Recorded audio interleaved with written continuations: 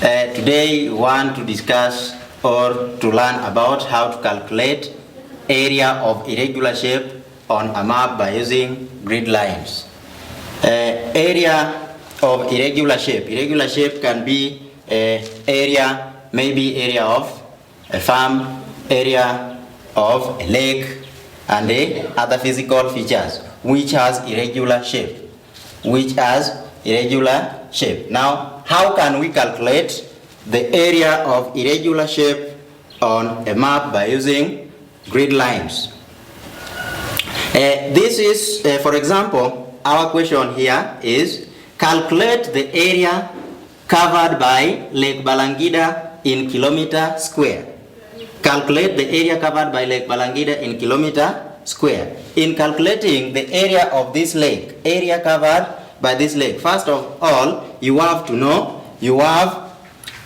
identify the area covered by a lake on a map. You have to identify the area covered by a lake on a map. For example, here on our map, the area covered by lake is represented by this dotted, by these dots. This is area covered by lake. So now how can we calculate the area covered by lake? In calculating this area, we have what is called complete square. The formula is complete square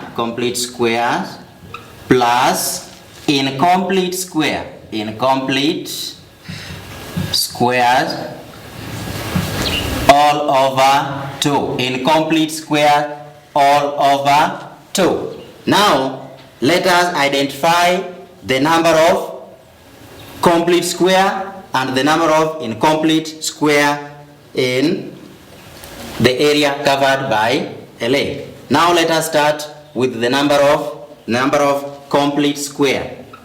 Complete squares. The number of complete square here, this is the area covered by Lake Balangida. Now complete square are the square boxes which are not crossed by this line. They are not crossed by this line with this line. So the complete square, let us now identify the complete square together. This one is a complete. So we mark a complete square by putting a tick. This square is a complete. This also is a complete, a complete square, a complete square, a complete square, a complete square, a complete square, a complete square. This also is a complete, and this one. So these ticks, the square box which are marked by tick represent complete square. Now let us count them together to know the total of complete square. 1, 2, 3, 4, 5, 6, 7, 8, 9, 10, 11. So the number of complete square is 11 squares. Now let us identify the number of incomplete square. Incomplete square. The number of incomplete square. Incomplete square are the square box which are crossed by this line. So let us identify this one. This one is incomplete. So incomplete square we mark by putting X. This one is incomplete. This one also is incomplete. This one is incomplete. This one is incomplete. This one. This one.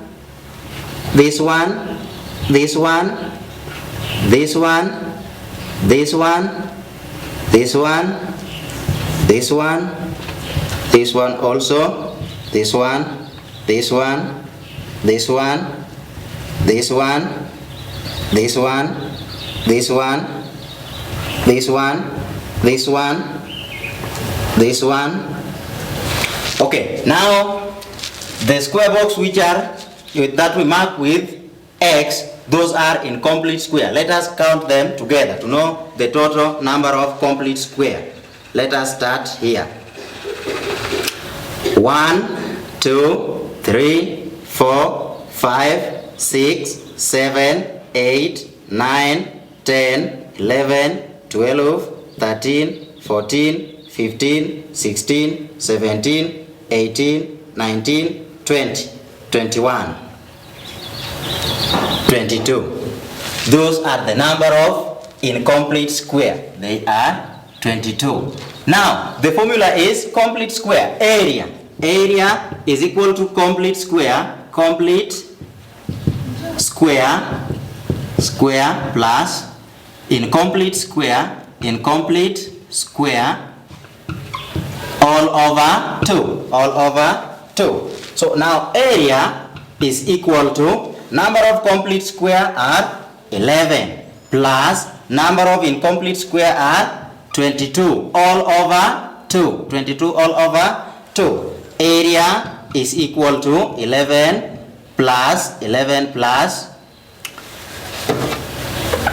11 plus 22 over 2 is equal to 11. Is equal to 2 can go here one time, 2 can go here 11 times. So number of incomplete square are 11. Now area is equal to 11 plus 11. 11 plus 11 is equal to 22. These are number of squares. Number of squares.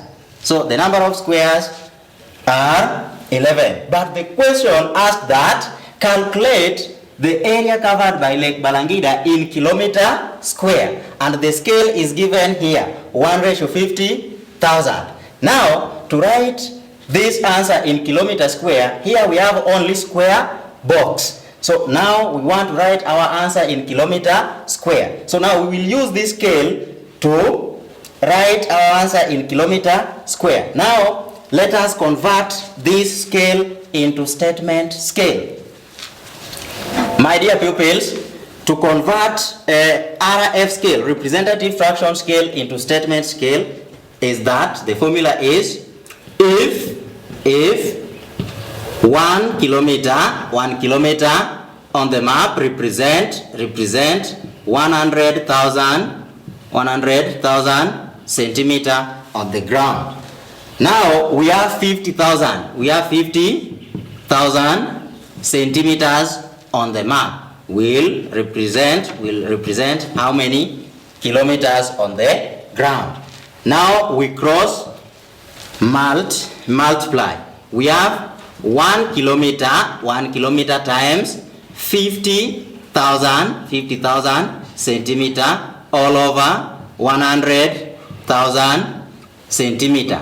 Centimeter and centimeter cancel together. We have this, how many zeros? 1, 2, 3, 4 goes together. 1, 2, 3, 4 also cancel together. So now we have 5 all over 10. 5 all over 10 times kilometer times 1 kilometer times 1 kilometer. 5 over 10, 5 can go here 1 times, 5 can go here 2 times. Now we have half kilometer. Now we write this scale in statement form. In statement form.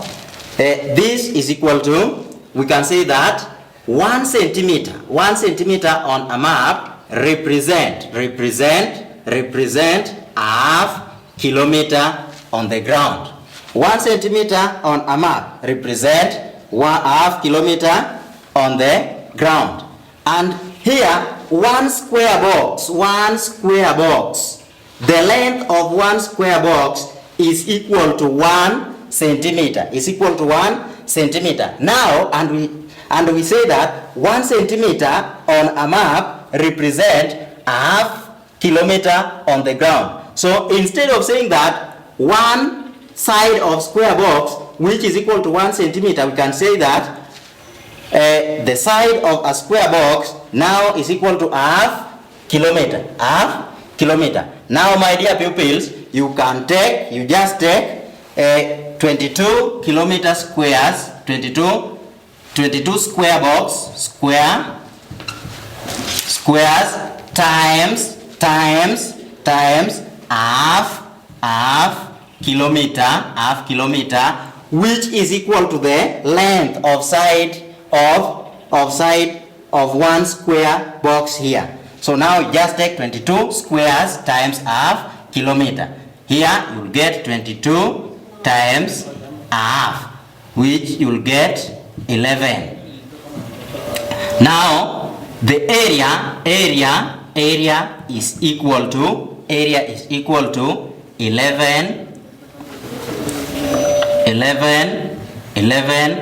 kilometer square. You can write kilometer square this way, or you can just write 11, area is equal to 11